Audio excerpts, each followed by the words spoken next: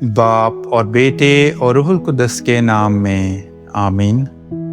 خداوند سب لوگوں کے سامنے کوہ سینا پر اترے گا۔ ہمارے لیے آج کی تلاوت خروج کی کتاب، اس کا 19واں باب اور اس کی پہلی 2 آیات، پھر 9 سے 11 اور پھر 16 آیت سے لے کر 20 آیت تک۔ ملک مصر سے باہر نکلنے کے 3 مہینہ کے پہلے دن بنی اسرائیل بیابان سینا میں آئے۔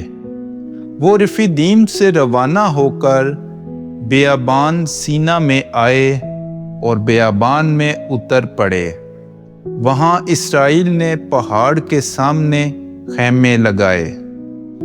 تو خداوند نے موسیٰ سے کہا، دیکھ، میں تیرے پاس بادل کی تاریکی میں آؤں گا تاکہ لوگ مجھے تیرے ساتھ باتیں کرتے ہوئے سنیں اور ہمیشہ کے لیے تیرا اعتبار کریں۔ اور موسیٰ نے لوگوں کی بات کی خداوند کو خبر دی۔ اور خداوند نے موسیٰ سے فرمایا، لوگوں کے پاس جا اور آج اور کل انہیں پاک کر، اور وہ اپنے کپڑے دھوئیں اور تیسرے دن تیار رہیں، کیونکہ تیسرے دن سب لوگوں کے سامنے خداوند کوہ سینا پر اتر آئے گا۔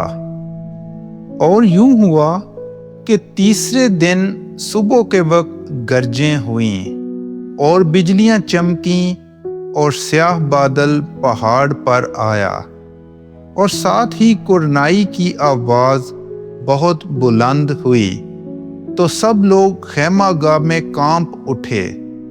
اور موسیٰ انہیں خدا کی ملاقات کے لیے خیمہ گاہ سے باہر لایا، تو وہ پہاڑ کے نیچے آ کھڑے ہوئے، اور سارے کوہ سینا سے دھواں نکلتا تھا، کیونکہ خداوند اس پر آگ میں اترا، اور تنور کے دھوئیں کی مانند اس میں سے دھواں اٹھتا تھا، اور سارا پہاڑ بشدت کانپتا تھا، اور کرنائی کی آواز نہایت شدید ہوتی جاتی تھی، اور موسیٰ بولتا تھا اور خداوند جواب دیتا تھا۔